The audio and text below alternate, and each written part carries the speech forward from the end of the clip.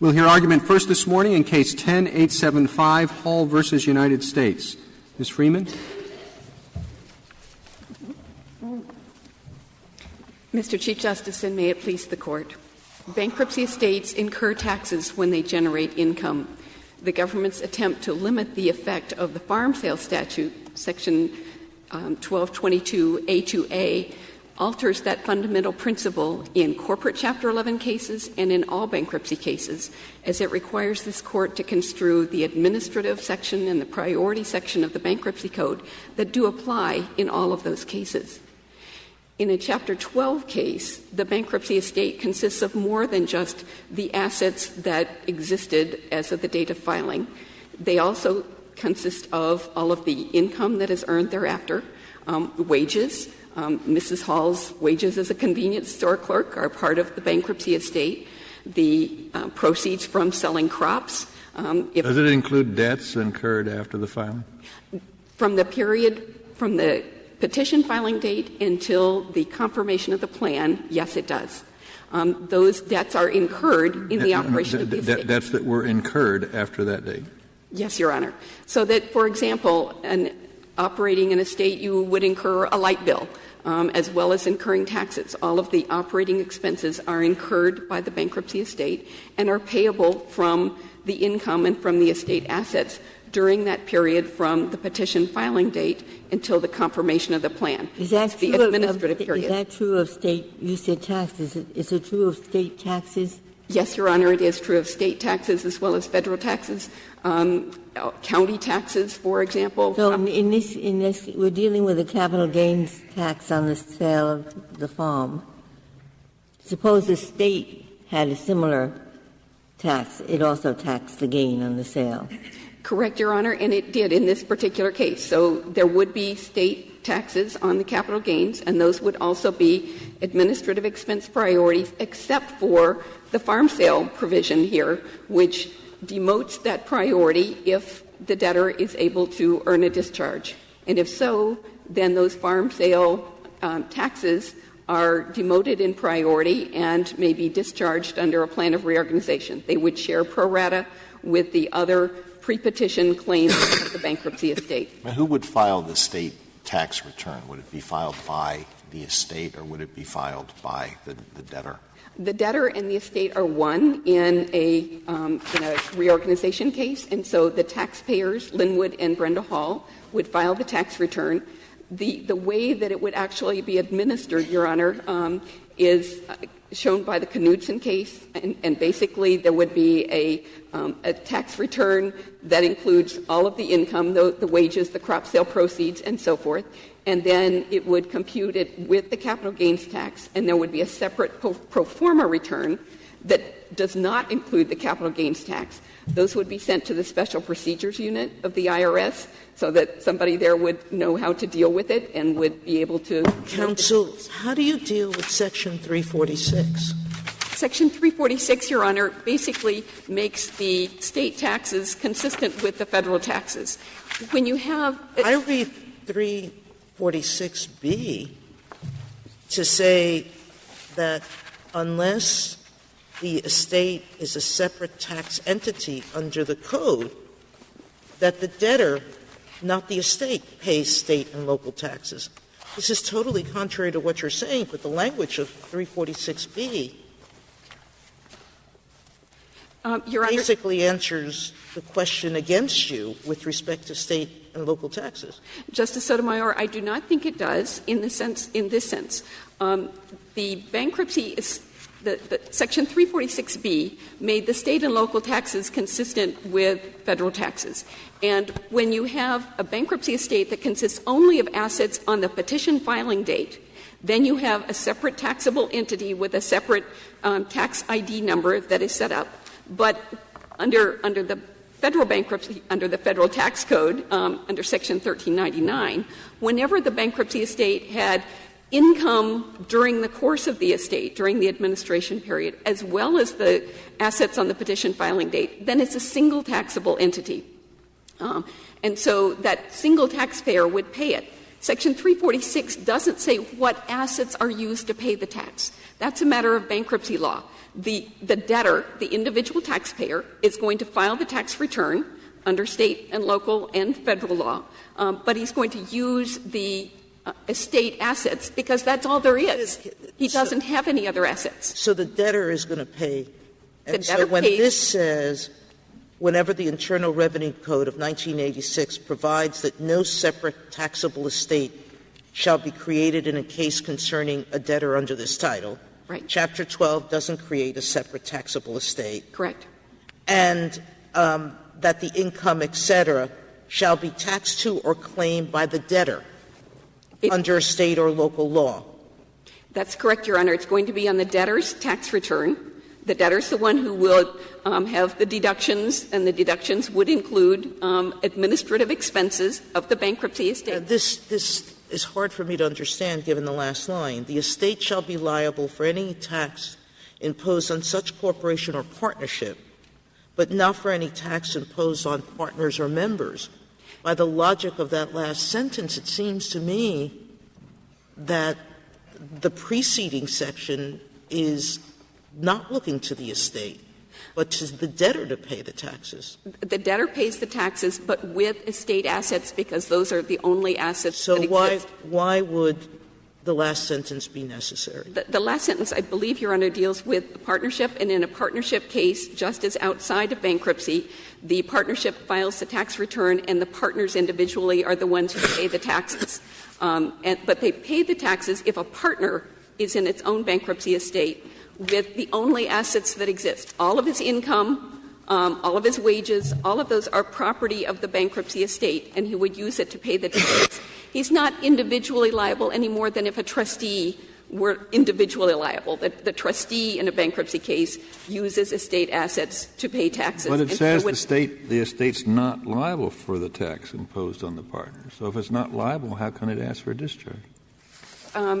The debtor ultimately is the one who receives a discharge. Discharge provisions are separate than the tax payment issues. Tax payment deals with what monies are used to make the payments of taxes during the course of administration of a bankruptcy case. The debtor receives a discharge in a Chapter 12 case if he complies with all of the provisions of his plan of reorganization and then receives a discharge. There are exceptions to the discharge. Certain pre-petition taxes are accepted from a discharge and would carry through during the post-petition. But the farm sale statute provides that these particular administrative expenses would be subject to a discharge if he complies with the rest of the provisions of his plan of reorganization. What happens in a 12 or 13 case, just your typical case, and this must arise fairly often? In year one, on January 1, the farm or the ship or whatever is the subject goes into Chapter 12 or 13. They have a lot of pre-1 debts. Then, in year 2 and year 3, the proceedings are going on, but the farm is operating, so is the ship or whatever. And they run up debts during that time. People give them fertilizer, they give them all kinds of things. So they have a lot of debts that they've run up in that time. Now it draws to a close at the end of year 3. Now, what about those debts that have been run up during that time? There isn't a separate bankruptcy estate for tax purposes, I understand. But if Joe Smith has loaned this farm some money during that time, and it comes time to look at the future income to subtract the pre-petition debts, does his debt get wound up and get some priority in that process, or is he just at the end of the queue? He does get priority in that process. All right. Well, if he gets priority, then why in heaven's name shouldn't a tax get priority? That's your point. It does have that priority. And if it does, then, of course, the exception that Senator Grassley put in applies to that. So that's a question I should ask them, given your answer.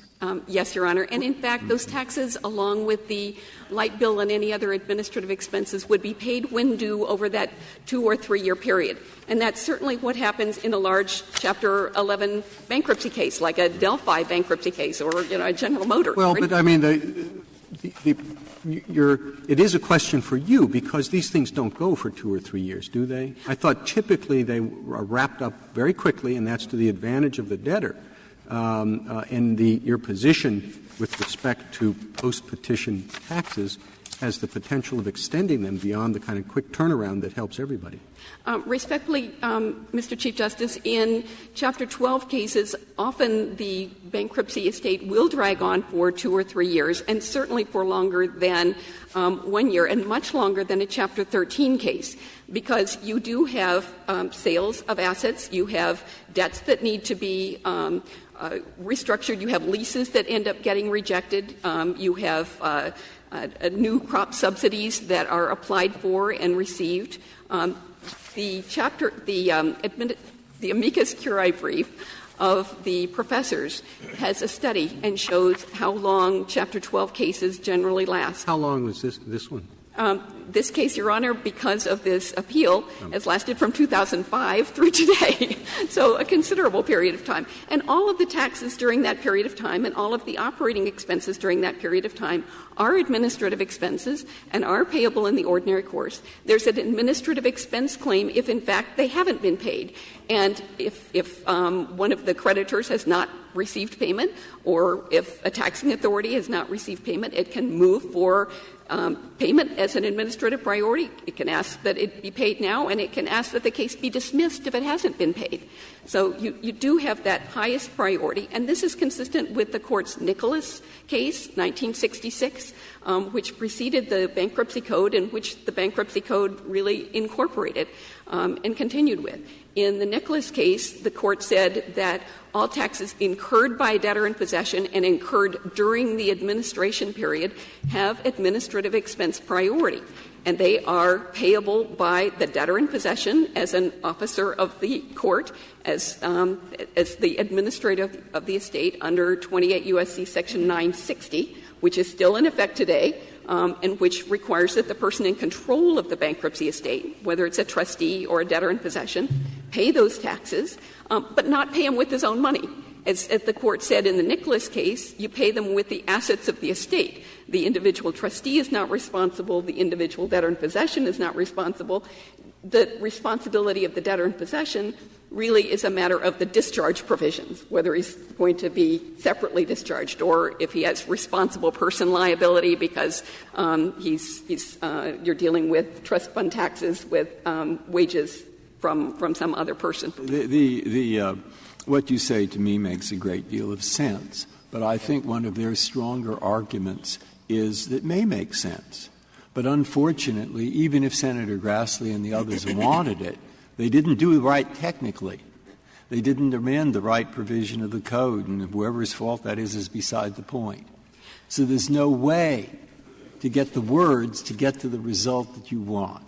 Now, I'll tell you the best I could do, and I see a problem with it, is you say that you go to 1226b1, and it says that any unpaid claim of the kind specified in 507A2, and 507A2 talks about administrative expenses, it refers you to 503, and 503 includes taxes and administrative expenses. And then you say it's that 1220, whatever it is, what did I just say, 1226? It's like an Abbott and Costello movie. You get to 1226b1, and it says that you shall be paid any unpaid claim of that kind, including administrative expenses, and so then you have 1222a, which refers to that, and then the amendment applies to that. But now what I did was I sloughed over by talking too quickly. It talked about claim. Of a claim, it says. And any unpaid claim of the kind specified in 507A2. And when you look to 507A2, it talks about claims and expenses, and then in 2 there it refers to administrative expenses. And so I think the government says they left out what was key to you, the word expenses. Right now, I don't know what I'm doing when I start tinkering with this bankruptcy code. And is that just true, what they say? It does leave out the word expenses. Will we cause untold harm if we read the word claims there to include expenses? Your Honor, respectfully, you would cause untold harm because this provision applies in corporate Chapter 11s and in all bankruptcy cases. They all have the administrative expense provision, 503, and they all have Section 507. So you would stop taxes from being payable in a big Delphi. No, but I was thinking, suppose I do it by reading the word claims. Right. In 1226, when it says any unpaid claim, right, which is what you want to have include taxes, and to read that word as including both the 507A claims, which are in 1A, 1B, and also administrative expenses in 2. Can I do that? You can, Your Honor, because claim is defined in Section 101 of the Code as right to payment. Creditor is defined as someone who has a claim that arose pre-petition, which necessarily means claim is broader and not just one that arose pre-petition.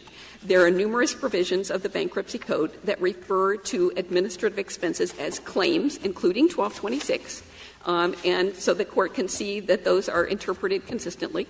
This Court, in the Hartford Underwriters case, referred to administrative claims, calling them claims as well as administrative. And really what the government's argument here is that administrative expenses are outside of bankruptcy altogether, that they're not part of what get paid in a bankruptcy case. And that's simply untrue. If the Court looks at the provisions with respect to requirements of a plan, including 1222A, which, apart from the exception, it says that administrative expenses are required to be paid. Section 1228 says that a plan discharges all debts, including debts provided for allowed under Section 503. Debt is a liability on a claim. That's the first question. What actually happens? I mean, this isn't the first year of Chapter 12 and 13. Right. And there must be instances where the debts run up post-petition are pretty big, and there isn't enough money to go around, and they're going to have to be paid out of future income along with the pre-petition debts. And it can be done, but there is a question of priorities, and the government is saying there is no priority. I think they're saying that for a post-petition debt, and you're saying, oh, but of course there is. So what actually happens? There have been perhaps thousands and thousands of cases, haven't there? And administrative expenses do get paid in the ordinary course. And if the get paid if necessary by assigning priorities? Yes, they have administrative priority. And so to look to a horn book on bankruptcy law, which just tells me what you've just said, I would look where? We've cited a number of horn books that have exactly that provision. What's particularly interesting with respect to the government's position here is that at the government's urging, Section 507A8 of the Bankruptcy Code that provided for pre-petition priority, eighth priority for pre-petition taxes within a short period before the Bankruptcy Code, was amended so that all of those eighth priority taxes during the year of the filing, the straddle year here that Halls filed their bankruptcy case in August, so during the entire period from January 1 through August when they filed, are treated as administrative expenses. And yet now they say administrative expenses mean nothing, and they don't get any payment as administrative expenses. Why urge the change? Why make all of those year of filing taxes into administrative expenses and then say administrative expenses have no meaning? I'm going to ask the government this, but are you aware of any circuit split or any cases below that have accepted the government's arguments that Chapter 12 involves pre-petition debts only and that don't pay administrative expenses post-bankruptcy? There are several cases that have interpreted Section 1222A2A. None of them have addressed the change in 507 or what that means. A different question. Okay. The government's now saying that Chapter 12 involves only pre-petition claims. Right. And it's basically, by that argument, saying it doesn't involve and can't involve administrative expenses. That's how I read their argument. I think and so I'm asking is, are there any courts you're aware of below who have been presented with this argument outside of the tax situation who have accepted it, who have failed to give priority to administrative expenses? None outside of this tax situation, and, Your Honor, I don't believe that any of the cases that have followed the government's interpretation of this farm sale statute, 1222A2A, have addressed the impact on other administrative expenses and other tax claims, the wages, the taxes on wages that are incurred, the lottery winnings that an individual farmer might have, and the fact that those have administrative priority and that those would need to be paid off the top as administrative expenses. None of the cases address those. I'm not asking you to defend their position. Okay. It's just such a broad position that I'm trying to understand if there's a split out there that we're unaware of. And the problem, Your Honor, is that it does have these broad impacts, and none of the courts have really addressed it. And I don't believe that certainly the — So can we go back to the issue that gives me trouble? Yes, Your Honor. How to read incurred by the estate. If the estate doesn't pay taxes, To incur — how could it be incurred by the estate when Congress, if it intended what you're saying it intended, could have said incurred during bankruptcy? To incur is to take on liability. So at the point in time that income is generated during a bankruptcy case, then liabilities are taken on at the same time, the operating expenses, the taxes. Here you had a clear estate asset, the Hall Farm. It was sold. That generates an income tax liability, a capital gains liability. And so that is — it's tied to the income, which is here property of the estate. The important thing is — The problem is that with an exception that's not applicable here, Section 1399 of the Internal Revenue Code provides that no separate taxable entity shall result from the commencement of a case under Title 11 of the United States Code. How can you incur a tax when you are not a separate taxable entity? Your Honor, because you are a single taxable entity instead of a separate taxable entity. The whole reason for the separate taxable entity section was when you had a bankruptcy estate that consisted only of the assets on the petition filing date, and the debtor earns income independently. So the debtor would independently have tax liability, and that would be separate from the estate. But when you have a reorganization case, a corporate Chapter 11 or a Chapter 12, then the estate and the debtor are a single taxable entity, and the debtor is the one that files the tax returns, or the debtor in possession, the trustee, if there's a trustee in control. But if that exception were intended, the provision I read contains an exception. It says, except in any case to which Section 1398 applies. 1398 applies to Chapter 7 and Chapter 11, where the debtor is an individual. Now, if there is an additional exception for Chapter 12 of the sort that you allege, why wasn't that put in there? There is no exception, and there shouldn't be an exception, Your Honor. They're within Section 1399, just like corporate Chapter 11 debtors. The debtor is the one that files the tax return. The debtor and the estate are one. All of that corporate earnings, all of the wages, the lottery winnings, the farm sale proceeds, all of those are part of the estate. What does it mean, then, to say that no separate taxable entity shall result? What does it mean? Unless it means that it is not the estate which incurs the tax. Your Honor, respectfully, there's a difference between taxable entity and estate. The estate is a collection of property. That is the collection of property that's operated by the debtor in possession or trustee in a reorganization case. But they would not have needed the exceptions for Chapter 7 and Chapter 11, where the debtor is an individual, if what you say is true. If indeed a bankrupt estate is, as you say, not an entity at all. You need that exception, Your Honor, in a Chapter 7 case for an individual, because the individual earns income that is wholly independent from the estate, that's not part of the estate, so that the bankruptcy estate consists of the assets that the individual owns on the petition filing date. The trustee administers those, sells the assets, may incur some liability for selling the assets for taxes, pays those, and deals with those, while the individual continues to earn income post-petition that's his own income. And so you need to have a separate taxable estate in those instances. But when the income that's earned during this whole period of administration, from the petition filing date to the confirmation date of the plan, is all property of the estate, then the debtor, the corporate Chapter 11 debtor or the corporate Chapter 12 debtor or the individual Chapter 12 debtor is incurring that income as part of the estate. It's all property of the estate in a Chapter 12 case. Section 1207 says that. And so the debtor is the one that files the tax returns, and the debtor uses the estate assets to make the payments of the taxes and to make the payments on the light bill and to make the payments on all of the other expenses of administration during this period of administration. That's what this Court held in Nicholas, and that continues on in effect today. But, Ms. Friedman, wouldn't it be fair to say then that the taxes are incurred by the debtor and payable out of the estate? Why would it say incurred by the estate? It uses the term incurred by the estate, I think, based upon the same kind of language that this Court used in Nicholas as incurred during the administration period, incurred by the debtor in possession. It's really a broad sense of all of the kinds of bankruptcy estates. In a Chapter 7 case, this refers to all bankruptcy cases.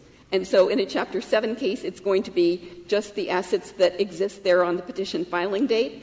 If it's a corporate case, it's going to be all of the assets that are generating the income during the course of the administration of the Chapter 12 or the Chapter 11 case, or even the Chapter 13 case.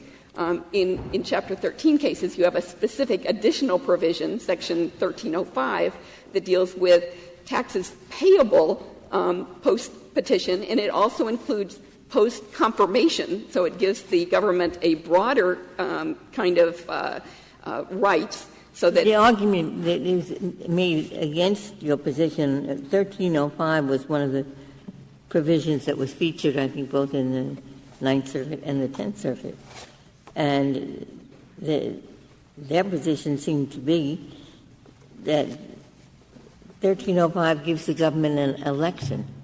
It does, Your Honor, provide for an election for the government. What's important is that in a 13 case, unlike a 12 or an 11, you have a very short period of administration. They have to file their plan within 15 days. It's confirmed within a month or two.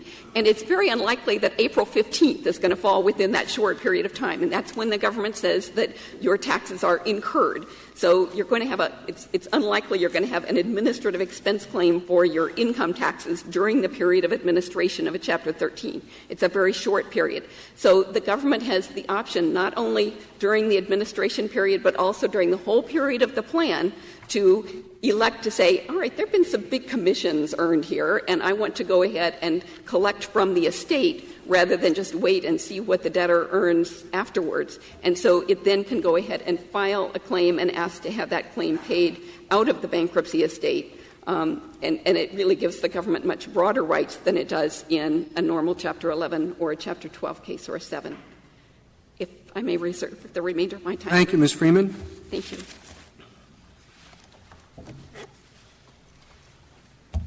Mr. Shaw? Mr. Chief Justice, and may it please the Court, the post-petition income tax liability at issue in this case is not subject to Section 1222A2A and thus cannot be treated as a dischargeable non-priority debt for two reasons. First, consistent with the structure of Chapter 12, a Chapter 12 plan is limited to pre-petition debts and does not cover post-petition debts, including administrative expenses. Rather, post-petition administrative expenses are paid separately through Section 1226B1, which contains no farm sale exception. Because Section 1222A2A strips priority only from a subset of claims covered by a Chapter 12 plan and does not alter which debts fall within that plan, it cannot apply to the post-petition tax liability at issue. So what farm sales would be included? What farm sales would get this benefit that Senator Grassley obviously wanted them to have? Your Honor, it would be pre-petition sales. That is, any capital gains tax incurred from a pre-petition sale, those would be priority expenses covered under a Chapter 12 plan under Section 1222A2 because they fall under they're a priority claim under Section 5078. Does that make sense, though, in terms of you're talking about farmers and fishermen and you're talking about the treatment of their central asset, whether it's the farm or typically the boat, and they either want to try to save the farm or the boat, and they go into bankruptcy, and the big issue is how that asset's going to be treated, and your position is it's not in the bankruptcy at all. It's outside of it. That seems to me to be at least counterintuitive.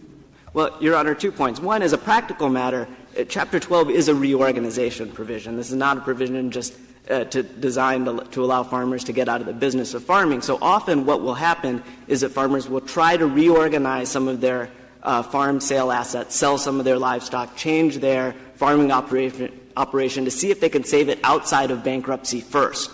All of those sales, an example of that is the Knutson case. Knutson is the only circuit case to go petitioner's way. In Knutson, it not only involved the post-petition tax liability of the type that's issued in this case, it also had a significant pre-petition tax liability component in that case based upon just what I was explaining, the farmer trying to change their farming operation to save the farm without having to go into bankruptcy. But also, I gather it's a fairly typical situation where you have farmers that might want to sell part of the farm. You know, they have dairy and corn operations or something, and they sell one to try to preserve the other.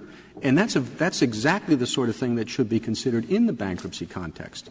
And yet your position says we're going to treat it outside the bankruptcy. Well, Your Honor, that certainly happens within the bankruptcy, and I'm not disputing your point that may arise in a bankruptcy case just like it arises in this case. And it will be dealt through the bankruptcy. That is, the sale will happen and it will be approved by the bankruptcy court. The question is, how do you treat the capital gains tax arising? But that's a big deal if you're deciding how the plan's going to work. What the amount was here was big for the farmer. And the idea of, well, we're going to pretend that's not at issue here seems to me to be, again, not to make a lot of sense. Your Honor, we're not asking, to be clear, to pretend that that's not there. How the tax liability would be dealt with under the government's view is at the time the debtor moves to sell the farm asset during the bankruptcy case, like in this case, that sale of the farm asset generated $960,000. That was the sale price. The capital gains tax liability in this case is $29,000. If they would have set aside from that $960,000 sale price $29,000 to pay the capital gains tax debt, that would resolve the issue. We're not saying there's every reason to think, Mr. Shah, that what Congress was worried about here was cases in which the bankruptcy plan would not be approved at all because there were very high capital gains taxes that would result from a sale. And that was the problem that everybody was focused on, was making sure that farmers could take advantage of Section 12. So it's a little bit odd. It's actually more than a little bit odd. It's a lot odd to read the statute to apply not in that context, but only as to people who have somehow managed to sell their property, 18 months before going into bankruptcy. Sure. So, Your Honor, when you say that everybody was focused on this problem, we have the evidence of exactly one person as to what one legislator thought that this bill would do. That's Senator Grassley. Now, admittedly, Senator Grassley's statements do indicate an intent on his part to reach post-petition taxes. But the pre-existing statutory framework does not permit that result. What Section 1222A2A does is it allows the debtor to strip priority from a certain subset of governmental claims, such as pre-petition taxes, and there is no doubt that Senator Grassley correctly understood that's how Section 1222A2A. Well, it's not just Senator Grassley. Your interpretation makes this provision, 1222A2A, a very, very little practical value. And you think that's what Congress intended. And not only would it mean that post-petition capital gains on the sale of part of a farm or an entire farm would be outside of the bankruptcy, but all of the pre-petition capital gains would be outside of it too, unless they occurred in a previous taxable year. A couple of responses, Your Honor. First of all, I don't think it's sort of a null set or a vanishingly small set. There's the Knutson case, which qualifies in the professor's amicus brief, on page 10A of their amicus brief, they provide a chart of representative cases involving post-petition tax liabilities. They cite 8 cases in their chart on page 10A.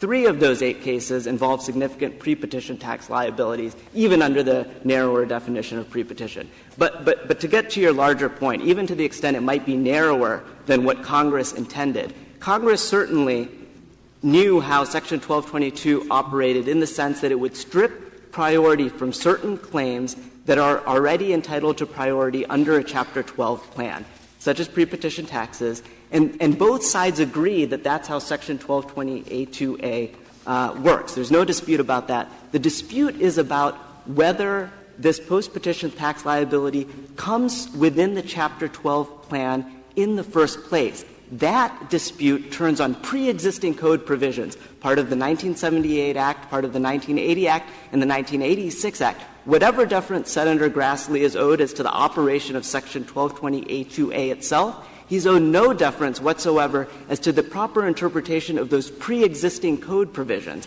It's our position that those pre-existing code provisions, Section 503B, Section 346, and Section 1398, 1399, all lead to the result that post-petition tax liabilities are not an administrative expense within the meaning of the code. How about employment taxes? Your Honor, employment taxes arguably could be treated differently. Now, as a matter of discretion, the IRS has chosen not to treat them differently. That is, they don't try to seek those as administrative expenses. I think there would be an argument, and we set forth the argument in a footnote of our brief. What the potential argument would be is that they could be deemed an administrative expense not because they're incurred by the estate, but under the other part of the definition of an administrative expense under 503B1A. Just following up on that, I'm looking for what I'd call past practice where there must be a lot that would shed some light on this. So I see your point that we cannot call these taxes administrative expenses is because when that's defined in 503 for the entire code, it talks about administrative expenses incurred by the estate. Yes, Your Honor. And so you're saying here are 3 people who incur their own taxes. One is Section 12, one is Section 13, and one is individuals in Section 11. Is that right? At least that's my... Yes. Okay. Yes, Your Honor. So we have 3 categories of people where the taxes literally taken, they incur post-petition taxes. Now, the bite would come up if it turned out, when they were getting around to settle these things, that there isn't enough money to pay fully the post-petition, or to pay fully domestic support obligations, wages, and also federal taxes. That's where it's going to show up, because the question will be, do you have to shave the federal taxes because they're coming in to be paid as an administrative expense priority, which is only there as number 2, I think, in light of number 1, or do you not shave them at all? If they're liable personally, there isn't any reduction in the amount owed the federal government. If they're allowed because it's one of the estate's expenses, basically, using the estate very, very loosely, then they would have to take a reduction too. Am I right? Are you following it? I think so. Let me try to say what you're saying. Under Chapter 12 and 13, if it is in fact a priority claim, whether it's a priority claim or an administrative expense, those have to be paid in full. There isn't an ability for the court to save those. Administrative expenses don't have to be paid in full if there isn't enough money for them to in unsecured claims for domestic support obligations, because administrative expenses is the second priority. It isn't the first. No, okay. So, Your Honor, there is a misunderstanding, I think, in what you're saying. That is, in a Chapter 12 plan, the priorities matter more in terms of the relative priority between Category 1, 2, 3, 4, 5, 6, 7, and 8. They matter more in a Chapter 7 liquidation, where there's a finite set of assets being liquidated, and then those will be paid out in the priority that you're talking about. In a Chapter 12 or 13 case, there's going to be a plan proposed, and that plan will be confirmed. Now, under 1222A2, any of those priority claims, whether it's first priority or eighth priority, has to be set out and to be paid in full in order for the plan to be confirmed. Okay. So the plan won't be confirmed at all. There isn't a matter of ordering the priorities in a Chapter 12 or 13 case. Now, if I could turn back to Justice Sotomayor's question. Before you answer my other question, could you finish your thought on what you're doing with wages? Are they given priority or aren't they? If you're saying they're not, if we accept your reading of this, employee wage taxes are not administrative expenses.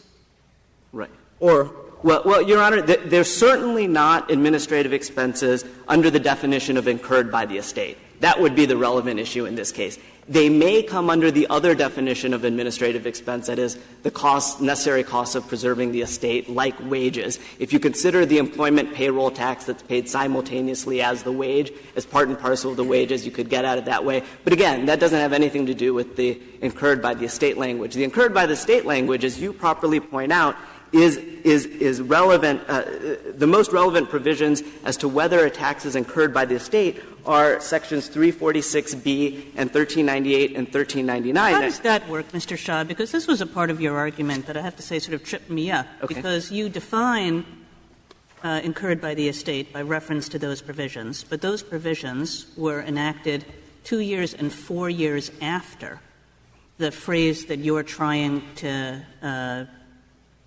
define. So Sure. it must have been a very prescient Congress. Well, Your Honor, it was a prescient Congress because in the legislative history that we cite, they say, and it's not true that all of the separate taxable entities rules weren't implemented until afterwards. Section 346, which dealt admittedly only with state and local taxes, they set up rules, the same separate taxable entity rules that Congress later enacted 2 years later, to apply to state and local entities. And that's the provision 346 that's reprinted in our appendix at page 2. What Congress said when they passed 346 is, we fully expect, and as they had originally drafted them in the 1978 Act, to also apply to federal taxes, but it decided to pull them out of the Act so not to step on the shoes of the jurisdiction of the Ways and Means Committee. That's the explanation that Congress provided. And then 2 years — but you're saying that as of 1978, there was kind of an idea in people's heads about this separate tax entity, or at least in some people's heads, but that idea had never been converted into any statutory language. Well, and you're suggesting that we should take this phrase, incurred by the estate, and read it as if they were referring to something real that was in a statute. It's not simply taking it out of their head, Your Honor. The Section 346 rules, which are parallel and apply to state and local taxes, those didn't come out of nowhere. Those came out of prior IRS rulings as to when there is a separate taxable entity in a bankruptcy case.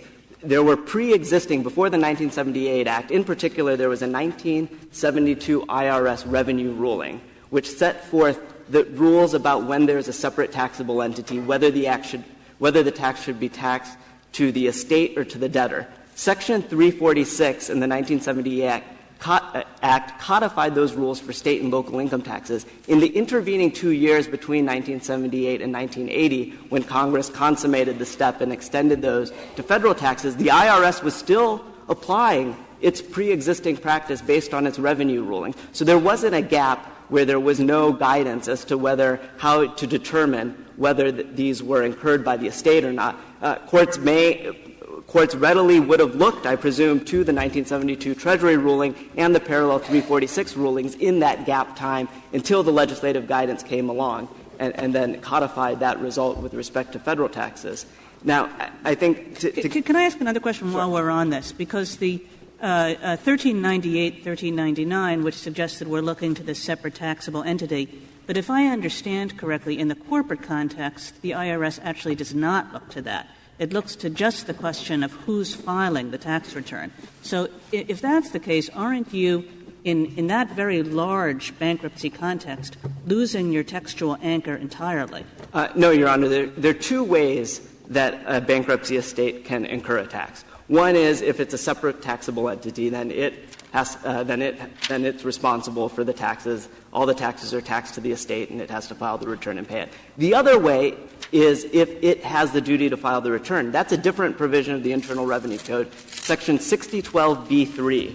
6012b3 also appears in the government's in the appendix to the government's brief. What 6012b3 on page 14a says is that in a bankruptcy case, the trustee of a corporate bankruptcy estate shall make the return for income in a corporation. What this Court held in Hollowell, which both sides cite and both sides agree, is that when a corporate trustee has a duty to file a return under 6012b3, it also has a duty to pay the tax. That is, it's liable for or incurs the tax. So there are two ways to incur the tax. One is separate taxable entity. The other way is if the code imposes an obligation on the bankruptcy estate to file and pay the tax return. That's the other way to interpret it. And that's why all the Chapter 7 and 11 corporate cases that are cited by petitioners are inapt. In those cases, the post-petition tax liabilities are, in fact, incurred by the estate. What's remarkable is that petitioners do not cite a single Chapter 12 case in which a post-petition tax liability has been treated as an administrative expense. Chapter 12 has been around since 1986, and yet there is not — if this was such a big problem that Congress was trying to get at it through this way, you would have expected at least a single case in which a post-petition tax liability had been treated as an How would it show up? Expense. I mean, what difference? Suppose you, in 11 individual, 12 or 13, what's the difference whether you treated it as an administrative expense or not, as long as they all have to be paid anyway, you said? Sure. So the difference is in Chapter 12 and 13, they are treated outside of the bankruptcy plan itself, but they do need to be paid up front. And in fact, they receive I mean, how would we know? How would we know? Oh, they're treated differently? Yeah. Through the code. So in Chapter 12 and 13, 1226b1 and 1326b1, the parallel provisions in Chapter 13, they pull out administrative expenses. I know. Let's imagine you're absolutely right. They mean to treat them differently. Yes. They mean to treat the post-petition tax obligation to the Federal Government not as an administrative expense. But this is an instance where the business will continue. And therefore, you have said, in order to continue, you have to pay all your tax liability and all your administrative expenses.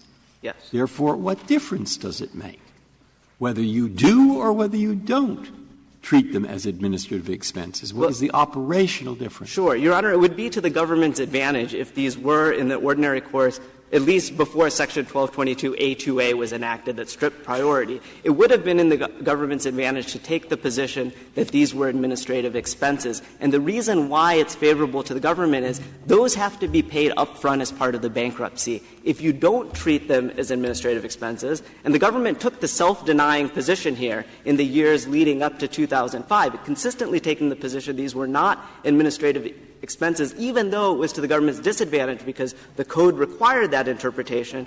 And the disadvantage is the government didn't get them paid up front as administrative expenses. They would have to collect them outside of the bankruptcy. And when you go to collect them outside of the bankruptcy, there's much more uncertainty. There may not be any. It's certainly not a self-denying position now, right? You're arguing that that the taxes of this sort are administrative expenses when that puts you at the head of the line.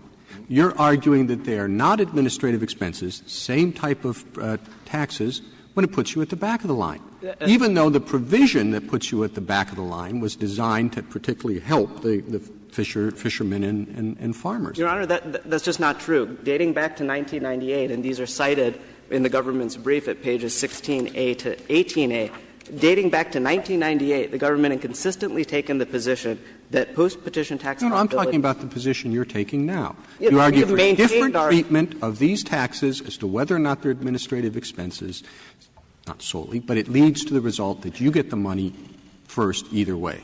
Because the government has stayed consistent in its position, because Congress has changed the rules, it turns out that — Well, but then you're saying that Congress changed the rules in a way that, as Justice Alito's question suggested, really doesn't do much at all, when what they wanted to do was provide some real protection for farmers and fishermen. I can't speak to what Congress wanted to do. If, in fact, they wanted to do that, then they did it the wrong way. What would be the right way? You could easily enact a separate provision within 1222 that said something like — use the language something like Section 1305 that said any taxes that become payable after the filing of the petition shall be treated as dischargeable, non-priority debts and paid that way. But they didn't do that. And I think Section 1305 is critical here. And this goes to your question, Mr. Chief Justice, as well, that the government is trying to take advantage here. The adopting petitioner's position would have a significant ripple effect in Chapter 13. This is not simply a matter of trying to get to the result that Senator Grassley intended by narrowly interpreting 1222A2A, and it won't have any other effects in the code. It will have a significant effect in the intended operation of Chapter 13. And the reason why that's important is to put this in perspective, there are about 600 to 700 total Chapter 12 filings each year. There's somewhere on the upwards of 400,000 Chapter 13 filings each year, and here's where it would throw a wrench into Chapter 13. If you look at Section 1305 of Chapter 13, and that's reproduced on page 11A of the government's appendix, what 1305A1 does is it provides a special procedure for the government to file a claim for post-petition taxes, exactly the type of tax at issue in this case. It says, government, you can go file a claim to have that included within the bankruptcy plan. If you adopt petitioner's position, there would never be a case in which the government would ever have any occasion to invoke 1305A1. But why would that be a problem? You said that there would be a significant ripple effect and practical difficulties. I understand your argument about 13 shows that you have to do this, and why would 13 be necessary if petitioner were right. But you started out, I thought, by trying to show us that it would be a significant practical problem. I said it would be a significant disruption to the intended operation of Chapter 13. In practice, it would actually mean that the government comes out better under Chapter 13 than in the government's current position.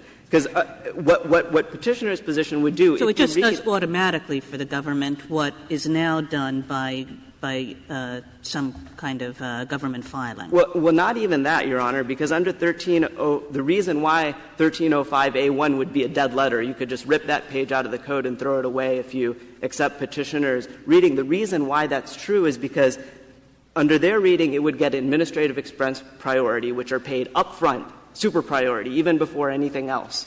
But under 1305A1, it doesn't get administrative expense priority. It may not even get any priority at all. And so it's a significant change in the operation of how the government would be seeking post-petition tax liabilities. Now, it would work to the detriment of the debtor in Chapter 13 cases, the upwards of 400,000 Chapter 13 cases. But those are small potatoes compared to the sale of a farm and a boat. I would say this particular issue of large capital gains from the sale of significant assets doesn't typically arise in the Chapter 13 cases. Sure, the capital gains tax wouldn't, but there's all sorts of post-petition income taxes that would arise in a Chapter 13 case. Chapter 13 case, those are wages that are being incurred after the filing of the petition. All of the taxes on those wages after the petition would be the type of would be eligible for post-petition tax treatment. Well, but in Chapter 13 cases are the ones that are typically resolved very quickly, right? Your Honor, it is true that from the statistics that I've seen, on average, we're talking about 4 months in a Chapter 13 case.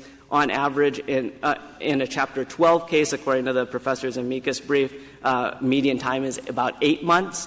What's clear from the legislative history, the reason why Congress set up the Chapter 13 rules as to make the tax incurred by the debtor rather than by the estate is because Congress expressly said in the legislative history, which is cited in our brief, that they expected the confirmation time to be relatively quickly in a Chapter 13 case. We know that they made the same assumption in the Chapter 12 case because, one, they enacted the same separate taxable entity rules, and two, they put in actual deadlines in the code for Chapter 13, 90 days to propose the plan, 45 days to confirm it, so roughly 4 months is what Congress had extended. Now, in practice, it's been the case that bankruptcy courts have extended that time beyond the statutory deadlines, so perhaps they're open a couple months longer than what Congress had expected, but that wasn't the intent that Congress had enacted this with, and if Congress wants to change that, it can go back and rewrite the rules to make that change. Counsel, before you finish, could you answer my question of what impact your broader reading, that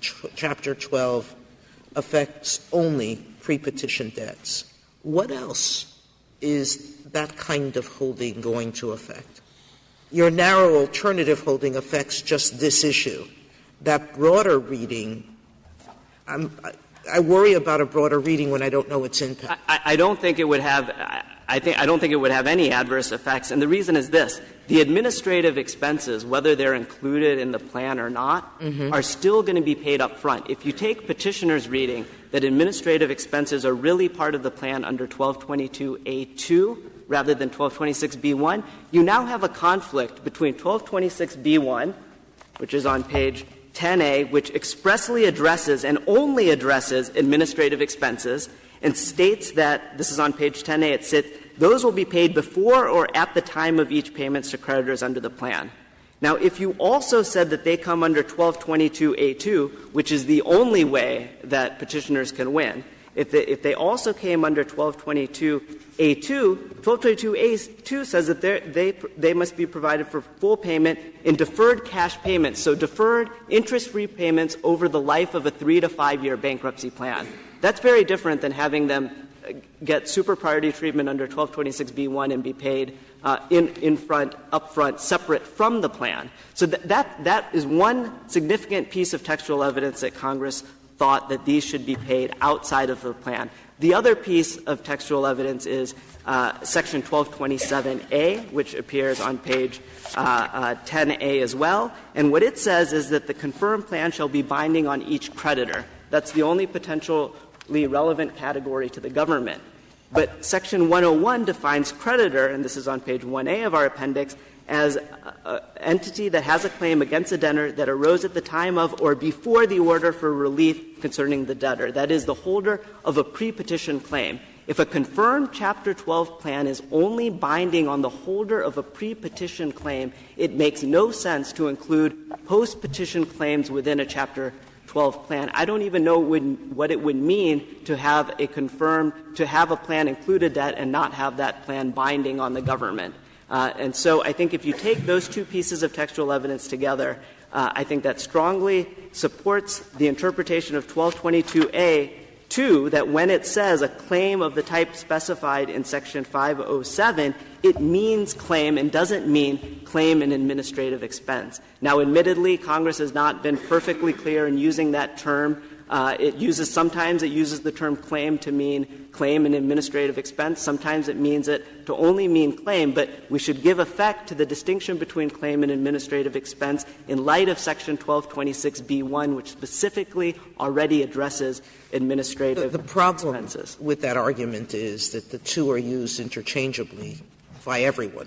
Congress, the court. Yes, Your Honor. The government in many situations, given the broad definition of claims, the only logical conclusion is that it includes a subset, a liability created by administrative expense. Your Honor, and if you were only construing that language in isolation, if it only said claim in 507A2 and 1226B1 didn't exist, I would be in full agreement with you that you would read it to mean claim an administrative expense, because we know that administrative expenses have to be paid in some way through the bankruptcy case. But 1226B1 does exist in this code, and we need to give that provision effect. The last point I would make is Congress knows how to include administrative expenses within a bankruptcy plan when it wants to. If you look at the corresponding provision in Chapter 11, as opposed to the provisions in Chapter 12 and 13, this is Section 1129A9A, it expressly provides for the payment of administrative expenses within the context of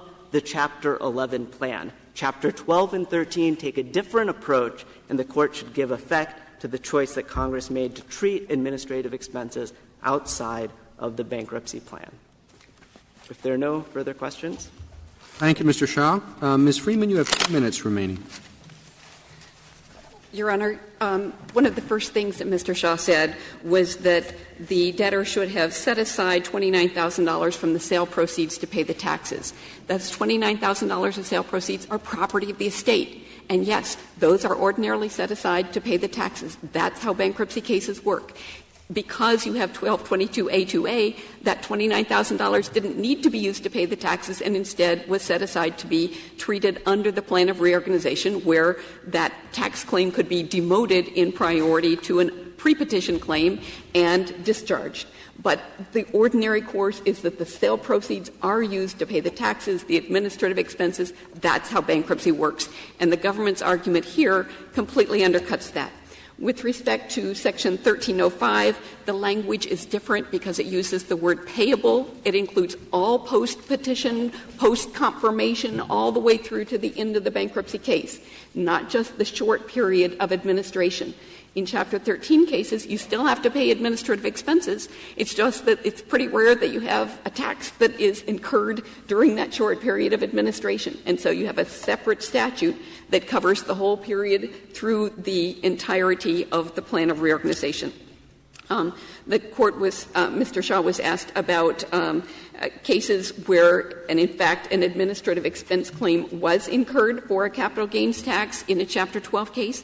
We would cite the Court to the SPECT case. A copy of that is attached to the professor's amicus brief, and that shows where a plan was defeated because of the large capital gains tax from the sale of the family farm. And that, in fact, is cited in some of the not the legislative history, but some of the commentary about one of the reasons why Senator Grassley supported Section 1222A2A and drafted it in the first place. This prevents a plan from being confirmed. In so many Chapter 12 cases, family farmers are not able to go through with their plans, and that's why you have the demotion in priority. It does have very little practical value if, in fact, it only applies to pre-petition sales, and not just pre-petition, but more than a year pre-petition in most instances. The professor's amicus brief just refers to pre-petition in its little chart, doesn't say that those are not within the scope of 507A8 and those eighth priority. I'm sorry, Your Honor. Thank you, counsel. The case is submitted. Thank you.